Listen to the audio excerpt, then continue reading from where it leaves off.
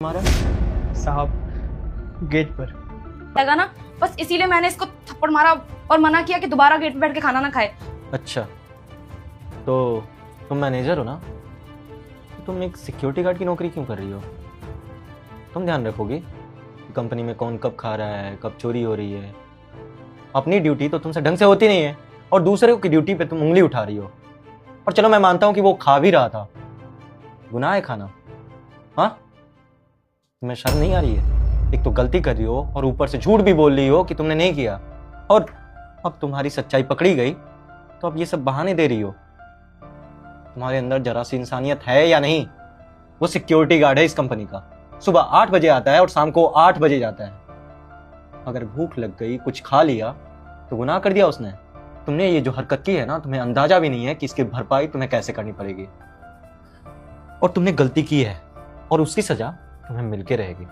और सजा ये है कि मुझे अपनी कंपनी में ऐसे एम्प्लॉय बिल्कुल नहीं चाहिए जो लोगों का इज्जत करना ना जाने। और तुम्हारे अंदर तो इंसानियत बिल्कुल भी नहीं है। तो मैं एक काम करता हूँ, तुम्हारा ना रेजिग्नेशन लेटर साइन करके देता हूँ। यहाँ से दफा हो जाओ और आइंदा ना इस कंपनी में अपनी शकल मत दिखा देना। नहीं नहीं सर ये कैसी बात कर रहे हैं आप मुझे नौकरी से निकाल देंगे? हे पुत्र, तुम मुझे अपनी माँ मानकर इस वीडियो को लाइक और चैनल को सब्सक्राइब करें और अपने दोस्तों के पास शेयर करें।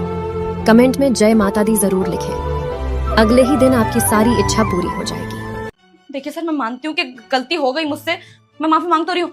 मुझे प्लीज माफ कर दीजिए, मुझसे दोबारा ऐसी गलती नहीं होगी सर। मुझे नौकरी से मत निकालिए, इस नौकरी की बहुत जरूरत है मुझे सर। और सर मैं माफी मांगने के लिए तैयार हूँ, मुझे प्लीज माफ कर दीजिए। बिल्कुल सही कह रही हो, माफी तो तुम्हें मांगनी पड़ेगी और अभी मांगोगी। माफी मांगने के बाद यहाँ से जाओगी। Say sorry to him. जी सर। सुनो राजू, मुझे प्लीज माफ कर दो, मुझे तुमसे इस तरीका का बर्ताव नहीं करना चाहिए था। I am really sorry sir. देखिए मैंने माफी मांग ली, अब मुझे नौकरी से मत निकालना सर। हनी, मुझे कुछ नहीं सुनना है, तुम निकलो यहाँ से। और तुम्हारा जितना भी हिसाब है ना, सब क्लियर करके ना तुम्हारे अकाउंट में चला जाएगा। निकलो।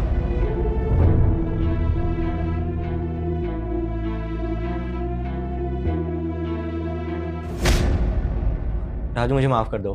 मुझे नहीं पता था कि मेरी कंपनी में ऐसे एम्प्लॉय हैं जो लोगों की इज्जत करना नहीं जानते हैं। और हनी ने जो भी तुम्हारे साथ किया, गलत किया, उसका पछतावा है मुझे।